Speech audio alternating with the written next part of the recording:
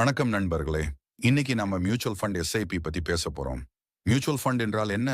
ஏன் எஸ்ஐபி அவசியம்? இது எப்படி செல்வ சுதந்திரம், ஃபினான்ஷியல் ஃப்ரீடம் கொடுக்கிறது? எல்லாம் ஒரு சின்ன எக்ஸாம்பிள்ல புரிஞ்சுக்கலாம்.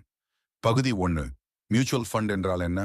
மியூச்சுவல் ஃபண்டுன்னா நம்ம கிட்ட இருக்கும் சின்ன சின்ன பணத்தை இருவர், மூவர் இல்ல லட்சம் பேர் சேர்த்து ஒரு பெரிய தொகை ஆகும். அந்த தொகையை ஃபண்ட் மேனேஜர் என்ற நிபுணர் பங்குகள், ஷேர்ஸ், கடன் பத்திரங்கள், பாண்ட்ஸ், தங்கம், நிலம் மாதிரி நல்ல முதலீடு செய்யக்கூடிய இடங்கள் போடுவார். அதனால நம்ம சின்ன பணமும் பெரிய முதலீட்டாளர்கள் மாதிரி வளர்ச்சியை அடையும். உதாரணம், நீங்க ஒரு தேநீர் கடைக்காரரிடம் தினமும் Rs 10 கொடுத்தீங்கன்னு வச்சுக்கோங்க. 100 பேரும் கொடுத்தா Rs 10 ஆகும். ஒரே ஒருத்தனால அந்த Rs 10க்கு தேநீர் கடை தொடங்க முடியாது.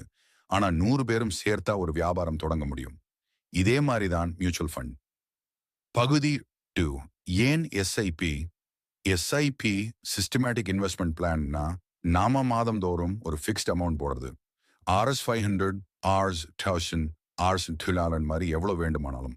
சேமிப்பு மாதிரி தான், ஆனா அதை விட அதிக வளர்ச்சி தரும். உதாரணம், நீங்க 10 வருடம் தொடர்ந்து மாதம் Rs எஸ்ஐபி போட்டீங்கன்னா நீங்க போட்ட மொத்தம் Rs 2.4 லட்சம். அதே மியூச்சுவல் ஃபண்ட் எஸ்ஐபியில பன்னெடுல் சுமாரான ரிட்டர்ன் வந்தா Rs 4.7 லட்சம் ஆகிடும். அதாவது பணம் டபுள் ஆகிடும். இதுதான் கம்பவுண்டிங் பவர். பகுதி 3. Financial freedom. ஃபினான்ஷியல் ஃப்ரீடம்னா உங்க வேலை பண்ணாமலேயே உங்க பணம் உங்களுக்கு வேலை செய்யணும். எஸ்ஐபிஐ நீண்ட காலம் தொடர்ந்து போடுறீங்கன்னா 15-20 வருஷத்துக்கு பின் உங்களுக்கு லட்சங்கள்ல இருந்து கோடிகள் வரைக்கும் கிட்டும். அது உங்க ஓய்வு வாழ்க்கை, ரிட்டையர்மெண்ட் ரானுக்கு, பிள்ளைகளின் கல்விக்கு, வீடு வாங்க அல்லது சுற்றுலா போக கூட உதவும். உதாரணம், 20 வருடம் மாதம் Rs 1000 எஸ்ஐபி போட்டீங்கன்னா நீங்க போட்ட மொத்தம் Rs லட்சம். ஆனா கம்பவுண்டிங் மூலம் அது Rs 2 மேல் ஆகிடும். இதுதான் செல்வ சுதந்திரம்.